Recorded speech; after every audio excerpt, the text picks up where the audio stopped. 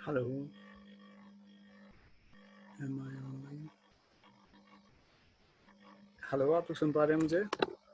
Ji, here we go. Good evening, everyone. Good evening, Good sir. evening, sir. Good evening, Pranam ji.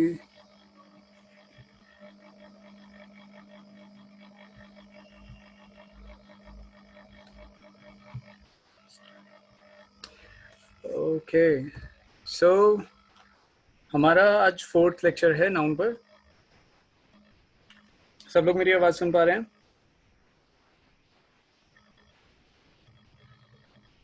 I hope सब लोग मेरी आवाज़ सुन पा रहे हैं, राइट? सो हम लोग Yes, टाइम sir. वेस्ट जी हम लोग टाइम वेस्ट नहीं करते हैं। चलिए, हम लोगों ने कल कुछ क्वेश्चंस पे छोड़ दिया था हमारा लेक्चर। हमने कल सिंगुलर एंड प्लूरल्स देखे थे, राइट? एंड उसमें हमने कुछ शब्द देखे थे, कुछ फ्रेजेस और इडियम्स, उनको किस तरीके से प्रयोग करते हैं हम लोग सेंटेंस के अंदर, राइट? उसमें नाउन्स पे किस तरीके से एरर आते हैं, हमने वो देखा था। और उस पर कुछ क्वेश्चंस आप लोग को दिए गए थे एंड आप सभी ने ही क्वेश्चंस को सही किया था, राइट? सबके आंसर सही थे एक्सेप्ट नेहा जी। नेहा जी ने क्वेश्चन नंबर 4 गलत किया था, राइट? मुझे लगा सभी ने गलत किया हुआ है, बट बाकी सबका सही था, नेहा जी का गलत था, right? So here are the answers. Number 1 was, let me take a pen. Number 1 ये हम कर चुके थे, राइट? जेंट्री है, it's a group of gentleman, means plural. तो इसके लिए हमने क्या किया था? प्लूरल वर्ब यूज किया था, तो वॉज नहीं आएगा, यहाँ पे वर आएगा, राइट? इसी तरीके से हैंकर चीफ्स की स्पेलिंग गलत है यहाँ, हैंकर चीफ्स में ये स्पेलिंग नहीं होती है, ये हमने पढ़ा था, राइट? काफ़ी आसान था। वन शुड यूज स्पेक्टिकल्स, ये भी हमने पढ़ा था। स्पेक्टिकल नहीं होता है, क्या होता है? Spectacles, right? Then okay, number 4 आप लोगों ने सही किया था। यहाँ आर नहीं आएगा, यहाँ पर इज आएगा, क्योंकि अरेबियन नाइट्स एक किताब का नाम है, राइट? यहाँ पे आगे लिखा भी है, अगर आप देखें ध्यान से, is a collection of very interesting episodes, है ना? मतलब यहाँ किताब की बात नहीं हो रही है, यहाँ पे उसके एपिसोड्स बना दिए गए हैं, है ना? टीवी पर जो सीरीज आती है उसकी बात हो रही है, राइट? तो अरेबियन नाइट्स एक किताब का नाम है, ओके? तो इसीलिए, क्योंकि ये एक चीज़ है, इसके लिए सिंगुलर वर्ब यूज होगा, तो हमने आर की जगह पे किसका प्रयोग किया है? इज का, okay? Next, the tourist had so much luggage, right? हमने पढ़ा था लगेज एक ऐसा शब्द है जिसका हम प्लूरल लगेज ही रखते हैं, उसमें एस और यस का प्रयोग नहीं करते, राइट? तो मैंने लिखा था 4th जो है सभी का गलत है, तो ऐसा नहीं था, राइट? आप लोगों ने सही किया था। बस एक छोटी सी गलती थी कि आप लोग अरेबियंस कर दे रहे थे, यहाँ पे अरेबियंस नहीं होगा, इट्स अरेबियन नाइट्स, सही लिखा है, बस यहाँ पे हमें वर्ब का चेंज करना था, right? So let's start with today's lecture. I hope सब लोग ऑलरेडी ज्वाइन कर चुके हैं। Alright, we have got 2 participants more today. So let's start. आज की टॉपिक हमारे कुछ इस तरीके से हैं।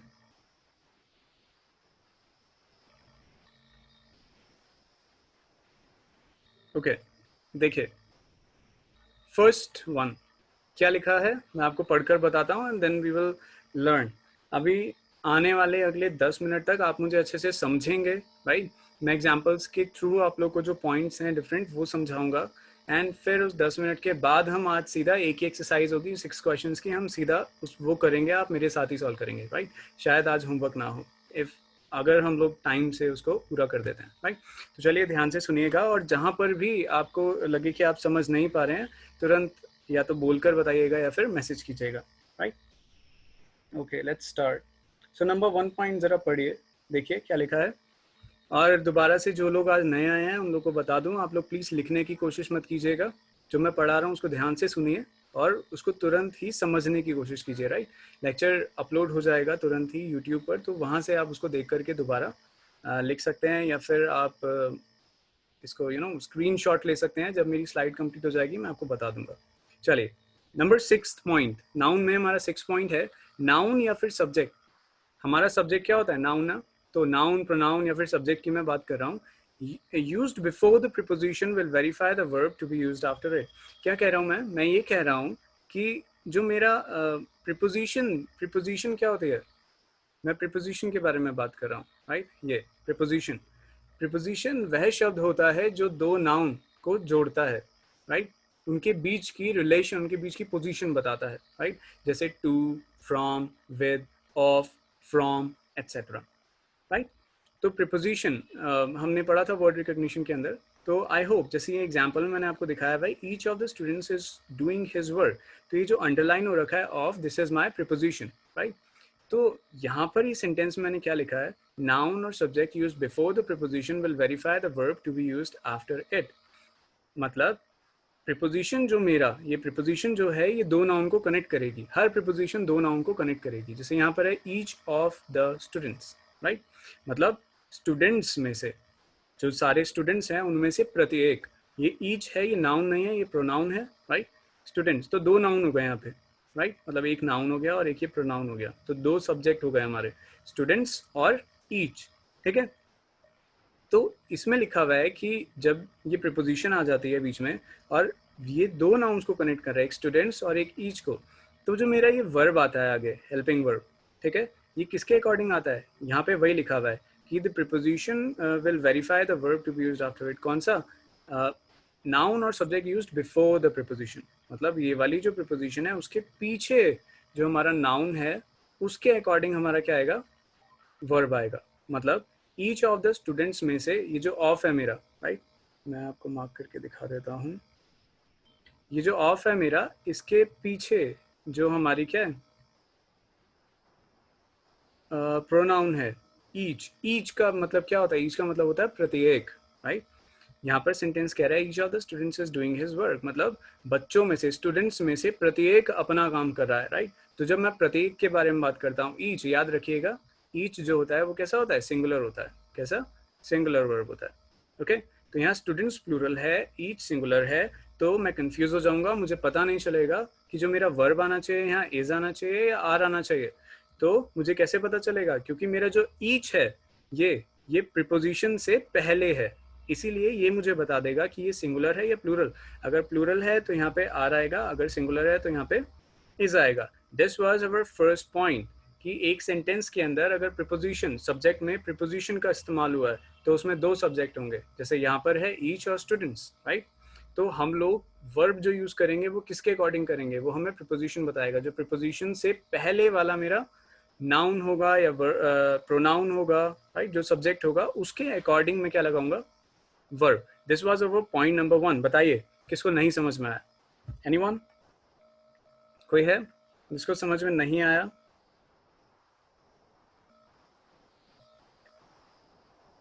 सबको आ गया?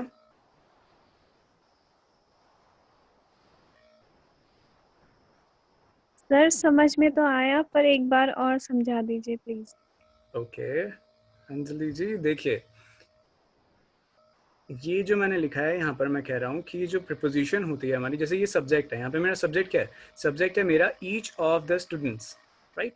सब्जेक्ट है मेरा ईच ऑफ द स्टूडेंट्स। अब यहाँ पर ईच भी आ रहा है मतलब प्रत्येक भी आ रहा है, और स्टूडेंट्स भी आ रहा है मतलब स्टूडेंट्स प्लूरल है, ईच सिंगुलर है। तो मैं कैसे डिसाइड करूंगा जो मेरा यहाँ पर इज आएगा या आर आएगा? तो उसके लिए हमने रूल बनाया है कि मैं प्रिपोजिशन देखता हूँ। मैंने यहाँ पे प्रिपोजिशन देखी ऑफ, ठीक है। तो प्रिपोजिशन से जो पहले मेरा क्या आएगा, सब्जेक्ट, यहाँ पर प्रिपोजिशन से पहले सब्जेक्ट है ईच, उसके अकॉर्डिंग वो डिसाइड करेगा मेरा कि यहाँ पर क्या आना चाहिए, सिंगुलर या प्लूरल। ईच जो होता है वो सिंगुलर होता है, मैंने आपको बताया। तो ईच के लिए हमने यहाँ पे क्या लगा दिया, इज। नहीं तो हम कंफ्यूज हो जाते हैं और स्टूडेंट्स को देख के यहाँ पे आर लिख देते हैं, राइट। और एग्जाम में इसी तरीके से पूछा जाता है, यहाँ पे वो आपको आर दे देगा, इसी को ही आपको करेक्ट करके इज लिखना पड़ेगा, क्योंकि आप जानते हैं प्रिपोजिशन से पहले वाले नाउन के अकॉर्डिंग वर्ब आएगी, राइट। This was it. अब बताइए समझ आया या दोबारा बताऊं? यस सर, आ गया। ओके कोई और?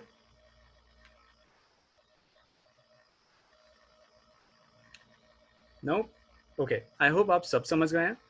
नेक्स्ट पॉइंट की ओर बढ़ते हैं। Next one is one of the always follows plural noun. क्या लिखा है मैंने, ये जो वन ऑफ द है ये मेरा एक फ्रेज है, हमने सुना होगा one of the dash one of the. तो वन ऑफ द का अर्थ होता है, एग्जाम्पल समझते हैं, वन ऑफ द का अर्थ होता है जिनकी बात कर रहा हूँ उनमें से एक, ठीक है, जिनकी बात कर रहा हूँ उनमें से एक।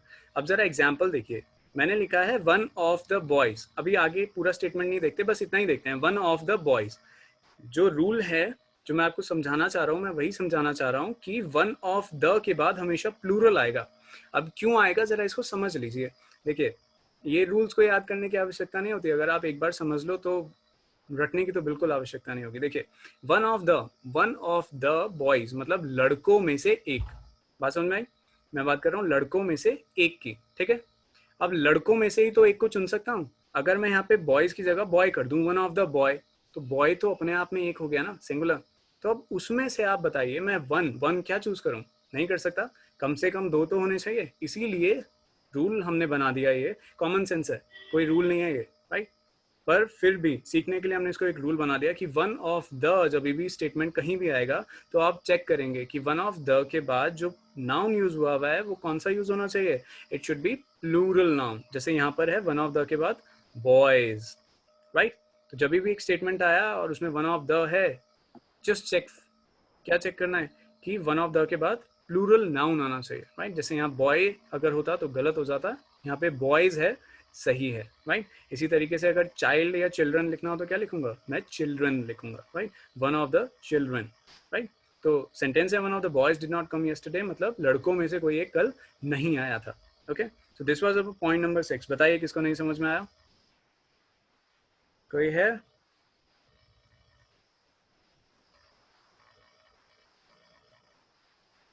ओके, सब लोग सो रहे हैं? No sir. चलिए कोई तो जगह है। नेक्स्ट देखते हैं number, it should be number 7 and it should be number 8। मैं नंबरिंग नहीं किया, दैट्स ऑलराइट, आप लोग ठीक कर सकते हैं, right. Noun after epistrophe S, alright. Now most important thing, most important part अब शुरू होने वाला है, एपिस्ट्रॉफी एस। क्या एपिस्ट्रॉफी एस क्या होता है? ये एपिस्ट्रॉफी एस देखिए मैंने ब्रैकेट में आपको अलग से लिख के दिखाया। आप देखते हैं ना एक ऊपर कॉमा लगा होता है ना, उसके बाद एस और एस का इस्तेमाल होता है। तो ये इसी को ही हम बोलते हैं एपिस्ट्रॉफी, जो एस से पहले जो लगा है इसको बोलते हैं एपिस्ट्रॉफी। बात समझ में आ रही है? तो नाउन जो होता है एपिस्ट्रॉफी एस के बाद जब आता है वो उसके अकॉर्डिंग वर्ब आती है। क्या कहना चाह रहा हूँ मैं? देखिए यहाँ पर ये जो एपिस्ट्रॉफी एस होता है इसका मतलब होता है का, के, की, राइट। जैसे यहाँ पर लिखा है एग्जाम्पल में राहुल्स बुक्स, मतलब राहुल की किताबें। बात समझ में आ रही है? एपिस्ट्रॉफी एस का अर्थ होता है का, के, की। तो राहुल्स बुक्स मतलब राहुल की किताबें। बात समझ में आ रही है? तो अब यहाँ पर जरा देखिए दो नाउन आ गए दोबारा से, राहुल भी एक नाउन है और किताबें भी एक नाउन है। क्लियर? बुक्स जो है वो प्लूरल हो गया, राइट। बुक्स कैसा है? प्लूरल, ज्यादा है ना, किताबें। जबकि राहुल जो है वो सिंगुलर है, एक, ठीक है। अब फिर से इसमें रूल बना दिया, पता नहीं क्या जरूरत थी रूल बनाने की, कि राहुल बुक्स जब आ जाएगा तो एपिस्ट्रॉफी एस के जो बाद वाला आता है, मतलब जब भी एपिस्ट्रॉफी एस आ जाए तो उसके बाद जो होगा, जैसे यहाँ पर राहुल एपिस्ट्रॉफी एस आया उसके बाद में जो नाउन है वो बुक्स है, तो उसके अकॉर्डिंग वर्ब आएगी। अब आप खुद बताइए राहुल बुक्स, बात किसकी हो रही है? राहुल की हो रही है, राहुल की किताबों की हो रही है? बताइए, राहुल की किताबों की हो रही है ना बात। तो फिर मैं इसका इस्तेमाल क्यों करूंगा? किताबें तो बहुत सारी है ना, बात जिसकी हो रही है उसी के लिए तो वर्ब, उसी के अकॉर्डिंग तो वर्ब आएगा। सो रूल यही कहता है कि जब भी एपिस्ट्रॉफी, जैसे यहाँ पर ऑफ का इस्तेमाल हुआ था प्रीपोजिशन, यहाँ प्रीपोजिशन का इस्तेमाल ना करके हमने एपिस्ट्रॉफी एस का इस्तेमाल किया। तो राहुल्स बुक्स जब इस्तेमाल हो रहा है तो मेरा जो वर्ब आ रहा है यहाँ पे आर, वो किसके लिए आ रहा है? बुक्स के लिए आ रहा है। तो दिस इज अवर रूल। बताइए किसको नहीं समझ में आया? ये जो है मेरा बुक्स के लिए इस्तेमाल हो रहा है, राइट। यहाँ पे दो नाउन है, पहला राहुल, दूसरा बुक्स। राहुल सिंगुलर है, बुक्स प्लूरल है। हम कैसे डिसाइड करेंगे? हमने रूल बना दिया कि जब भी एपिस्ट्रॉफी एस आएगा तो उसके बाद जो हमारा नाउन आएगा उसके अकॉर्डिंग हमारा वर्ब होगा, ठीक है। अगर मैं पेन की बात करता बुक्स की जगह पे पेन की, तो यहाँ इज आ जाता, ठीक है। सेंटेंस है Rahul books are lying on the table, मतलब राहुल की किताबें टेबल पर पड़ी हैं। क्लियर? बताइए, पूछना है एनीवन?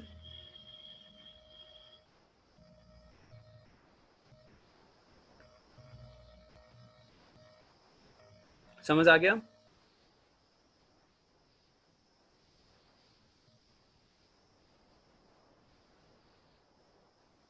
म्यूट मोड पे बैठे हैं सारे? हाँ, ऑनलाइन आके साइड रख दिया, पढ़ाते रहो बाद में देखेंगे। Yes sir. नहीं अच्छा सर। अच्छा, चलिए ठीक है। यस सर कह रहे हैं मतलब म्यूट मोड पे बैठे हैं। चलिए देखिए, अब जरा बड़े ध्यान से समझिएगा, हम बात करने वाले हैं एपिस्ट्रॉफी एस के, राइट। एपिस्ट्रॉफी एस को किस तरीके से इस्तेमाल किया जाता है, राइट। बेसिक से लेके एडवांस तक जितना भी है वो हम सब सीखेंगे। तो अब बड़े ध्यान से देखिएगा, राइट। इसका स्क्रीनशॉट लेना है किसी को तो ले सकता है जल्दी से, 5 सेकंड है। 1 2 3 4 5 ले लिया होगा। चलिए, एपिस्ट्रॉफी एस, राइट, इसका इस्तेमाल किस तरीके से होता है? देखिए, अगर सिंगुलर है तो एपिस्ट्रॉफी पहले लगता है, उसके बाद एस आता है, ठीक है। जैसे यहाँ पे है गर्ल्स ड्रेस, इसका मतलब होगा लड़की की ड्रेस, ठीक है। ध्यान दीजिए, अगर सिंगुलर है तो पहले एपिस्ट्रॉफी लगेगा फिर एस लगेगा, गर्ल्स ड्रेस, ठीक है। अगर प्लूरल की बात कर रहा हूँ, मतलब अभी मैं लड़की की बात कर रहा था, अभी अगर मैं लड़कियों की बात करूँ, राइट, तो पहले गर्ल्स आ जाएगा, उसके बाद एपिस्ट्रॉफी लग जाएगा, ठीक है। गर्ल्स कॉलेज मतलब लड़कियों का कॉलेज, फर्क देख रहे हो दोनों में? इधर क्या लिखा है, इधर क्या लिखा है? सिंगुलर में लिखा है गर्ल्स ड्रेस, राइट। तो एपिस्ट्रॉफी एस का मतलब है, मुझे बता रहे हैं ये सिंगुलर है, एक लड़की की ड्रेस की बात हो रही है। नेक्स्ट, गर्ल्स कॉलेज, तो यहाँ पे एपिस्ट्रॉफी बाद में लगा है, यही मुझे बता रहा है कि लड़कियों के कॉलेज की बात हो रही है। क्लियर? अगला पॉइंट देखिए, जो हम एपिस्ट्रॉफी एस का इस्तेमाल करते हैं वो हम लिविंग थिंग्स के साथ करते हैं, नॉन लिविंग के थिंग्स के साथ एपिस्ट्रॉफी एस का इस्तेमाल नहीं किया जाता। अगर किया गया है तो वो एरर होता है। बात समझ में आई? दोबारा पढ़ता हूँ, ये नोट, ये आप लोगों के लिए ये 500,000 का नोट हो सकता है, राइट, मार्क्स दिलवाएगा ना आपको, इसीलिए। तो नोट कह रहा है कि जो एपिस्ट्रॉफी है जिसके बारे में मैं बता रहा हूँ, ये सिर्फ लिविंग थिंग्स के साथ लगता है, ये नॉन लिविंग थिंग्स के साथ नहीं लगता। मैं क्या कह रहा हूँ, देखिए, मैंने बोला शर्ट्स कलर, मुझे लिखना था शर्ट का कलर, ठीक है। तो सबसे आसान चीज होती है, हम क्या लिख देते हैं, हम शर्ट्स कलर लिख देते हैं, राइट। तो ये क्या होता है, ये गलत होता है। कभी भी नॉन लिविंग थिंग, शर्ट क्या है, एक non living thing, non living मतलब जिसमें जान नहीं होती है ना। तो शर्ट, शर्ट में कोई जान नहीं होती, वो कोई लिविंग चीज नहीं है। तो शर्ट्स कलर गलत है, इट्स ग्रामेटिकली रॉन्ग, राइट। तो इसको सही करने के लिए मैं क्या करता हूँ, मैं इसको इस तरीके से लिख देता हूँ, कलर ऑफ शर्ट। ये जो शर्ट कलर है इसको इस तरीके से नहीं लिखते। बात समझ में आ रही है? क्या लिखता हूँ मैं, कलर ऑफ शर्ट। बात समझ पा रहे हो आप? एक और एग्जांपल देख लो, जैसे अभी मैंने सिर्फ शर्ट्स कलर लिखा था, अभी मेरे को लिखना है राहुल्स शर्ट्स कलर, मतलब राहुल की शर्ट का कलर, ठीक। क्या बोल रहा हूँ मैं, राहुल की शर्ट का कलर। तो क्या कोई मुझे बता सकता है इसका सही करके किस तरीके से लिखूंगा मैं? शर्ट्स कलर फिर से आ गया, क्या बनेगा बताइए, कौन बताएगा? Anyone? Sir Rahul shirts of colours होगा। गलत। The color of Rahul's shirt. Very good, Smita ji ने बिल्कुल सही बताया, it should be the colour of Rahul shirt, right, the colour of Rahul shirt. देखिए, राहुल तो क्या है, राहुल की शर्ट, इसमें तो कोई दिक्कत नहीं है, कोई दिक्कत है इसमें? राहुल शर्ट, राहुल की शर्ट तो हो सकती है ना, राहुल क्या है, लिविंग ऑब्जेक्ट है। पर शर्ट्स कलर में दिक्कत है, तो हमने कलर आगे ले गए, colour of Rahul shirt, simple. समझ गए सब लोग? हाँ जी, भवान नेगी जी, समझ आया आपको? Yes sir. ओके, इतना अभी तक। इसमें किसी को कुछ पूछना है तो बताइए, हम और आगे बढ़ने वाले हैं। कोई पॉइंट जो आपको ना समझ में आया हो? This one is wrong, right. चलिए बताइए, कोई है, किसी को कुछ पूछना है?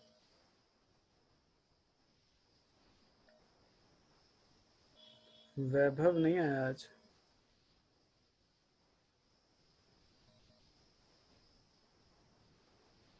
ओके, आप लोग नहीं पूछ रहे हैं तो सबको सब क्लियर है।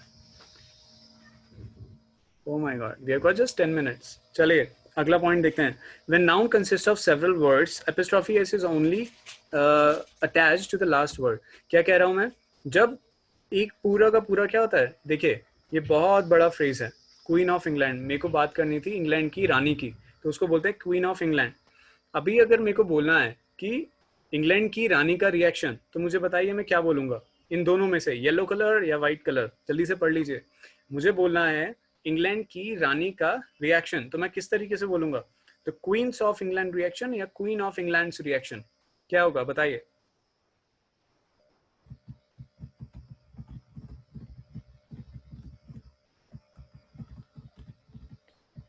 सर येलो वाला। और कोई? White. ओके, एक एक वोट येलो और व्हाइट को। और किसी को समझ में आया? सर येलो वाला। Yellow, okay. और बहुत सारे बच्चे हैं। Kusum Lata ji, sir yellow. Yellow, sir okay yellow. The Queens of England direction. Okay. और कोई? आशीष, सर येलो वाला। येलो वाला। मोनिका जी,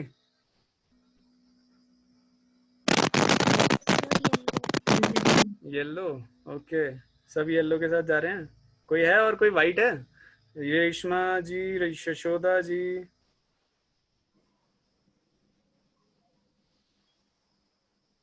अरे स्मिता जी आप अकेली रह गई वाइट में, बाकी सब तो येलो के साथ जा रहे हैं। बदलना है कुछ? No, sir. No sir, okay. बाकी सब गलत है, स्मिता सही है।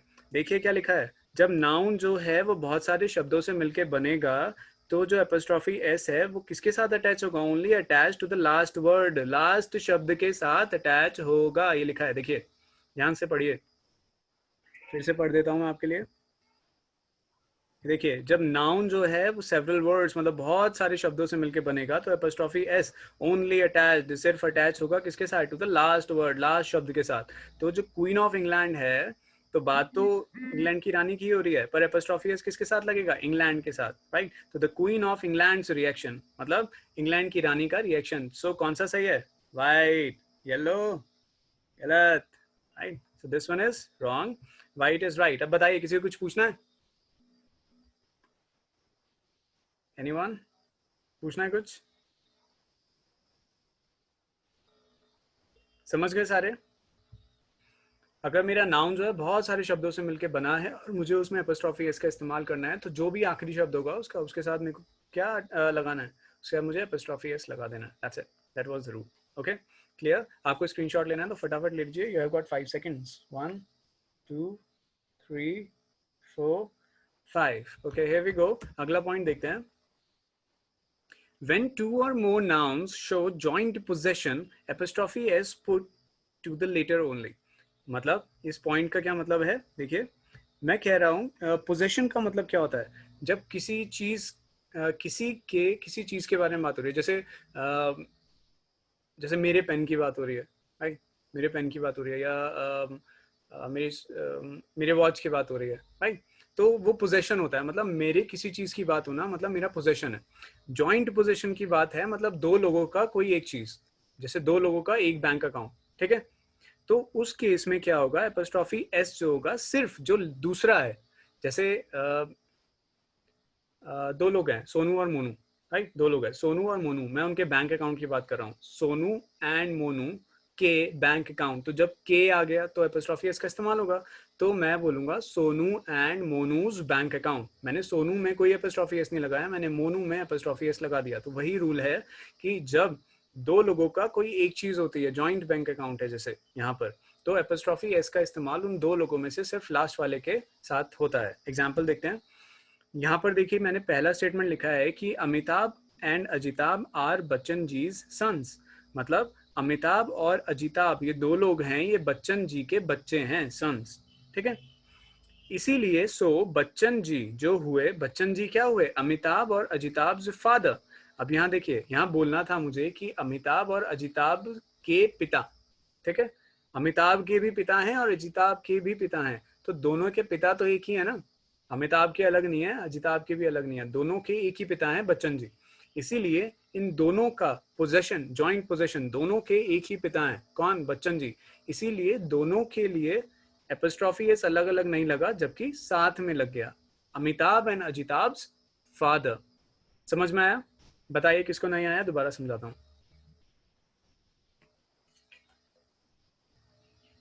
सर एक बार और समझा दीजिए। जी देखिए, पहला स्टेटमेंट पढ़िए। Amitabh and Ajitabh are Bachchan ji's sons. Rule ये कहता है कि जब भी कोई एक चीज होगी जो जो दो लोगों की एक ही चीज है, दोनों की सेम चीज है, राइट? जैसे अमिताभ और अजिताभ के पिता एक ही हैं, राइट? तो मुझे अगर बोलना है अमिताभ और अजिताभ के पिता, राइट, तो अमिताभ के साथ जो पहला शब्द, जो पहला नाम है उसके साथ एपोस्ट्रोफी एस नहीं लगेगा, जो दूसरा होगा उसके साथ एपोस्ट्रोफी एस लगेगा, राइट। इसी तरीके से जैसे मैंने इससे पहले एग्जांपल लिया था कि Sonu and Monu bank account, right. तो सोनू के साथ मैंने एपोस्ट्रोफी एस नहीं लगाया, मैंने मोनू के साथ लगाया, Sonu and Monu's bank account, right. बात समझ में आई? क्लियर भगवान जी? Yes sir. ओके। अब जो दूसरा रूल होता है देखिए इसी में ही, वो बिल्कुल इसका विपरीत होता है। ये कहता है कि अगर दो लोग हैं और उनकी चीजें अलग अलग हैं, आप समझ गए, अगर दो लोगों की चीज एक है तो जो आखिरी वाला होगा उसी के साथ एपोस्ट्रोफी एस लग जाता है, जैसे हमने यहाँ पर देखा।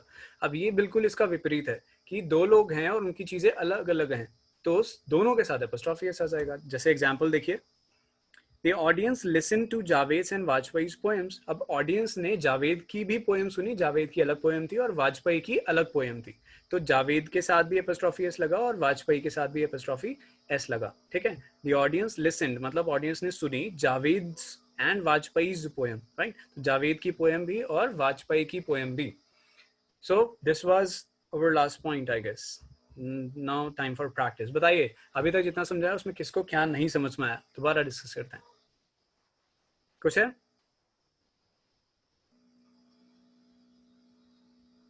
Yes sir. सर आपने जो वो क्वींस ऑफ इंग्लैंड वाला बताया था, तो उसमें इंग्लैंड तो नॉन लिविंग थिंग्स थी, तो उस पे एपिस्ट्रोफी नहीं एस। नहीं नहीं नहीं, हमारा जो नाउन है, बात तो किसकी हो रही है? इंग्लैंड की क्वीन की ही हो रही है, इंग्लैंड की अच्छा। क्वीन की ही हो रही है। पर जब ऐसा हमारा नाउन आ जाए जिसमें बहुत सारे शब्दों से मिलकर बना है, तो रूल कहता है जो आखिरी शब्द होगा एपोस्ट्रोफी एस उसी में लगेगा। मतलब तो उसका वही होगा कि इंग्लैंड की रानी का reaction.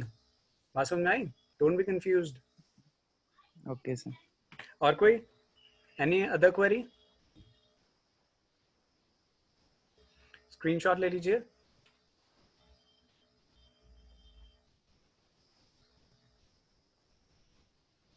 Okay, let's start practice. These are your questions. Start attempting.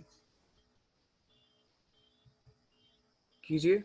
आज ऐसा कोई भी आपको क्वेश्चन नहीं मिलने वाला है जिसमें आप सीधा जो मैंने पढ़ा है तुरंत उसको लिख दो। अब आपको अप्लाई करना है, राइट? समझ रहे हैं आप लोग? अप्लाई करना है, जो हमने सीखा अब उसको अप्लाई करना है। कोई सीधे से शब्द नहीं है जो देख के ढूंढ लिया और उसको चेंज कर दिया, नहीं। अब दिमाग लगाना पड़ेगा, राइट? तो पढ़िए।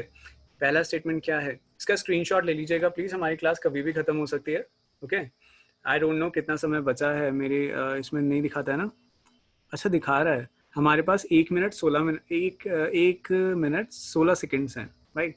तो 1 मिनट 16 सेकेंड में कुछ भी नहीं हो पाएगा। आप प्लीज़ इसका स्क्रीनशॉट ले लीजिए और इसके आंसर्स आप लोग भेज दीजिएगा ग्रुप में, राइट? और जैसे ही लेक्चर खत्म होता है उसके तुरंत बाद आप लोग क्या करेंगे, अपनी अटेंडेंस जरूर फिल कर दीजिएगा, उसका फॉर्म ग्रुप में मिल जाएगा। कुछ पूछना है तो बताइए। पहला क्वेश्चन मैं आपके साथ डिस्कस कर लेता हूँ फटाफट, ऑलराइट? क्लास आई थिंक आज अपने आप खत्म हो जाएगी, लास्ट 1 मिनट बचा हमारे पास। We were all very happy at mister Gupta being awarded the Nobel prize.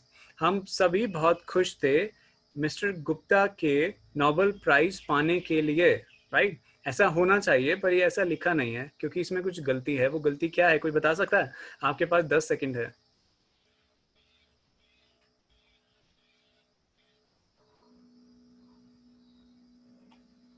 Sir we all होना चाहिए था पहले। गलत। No sir eight. नो, अरे बच्चे, noun noun, error is in noun. Mr. Gupta's पे apostrophe s. कौन कौन कौन कौन बोला? कुसुम लता जी, गुड, Yes, sir. बिल्कुल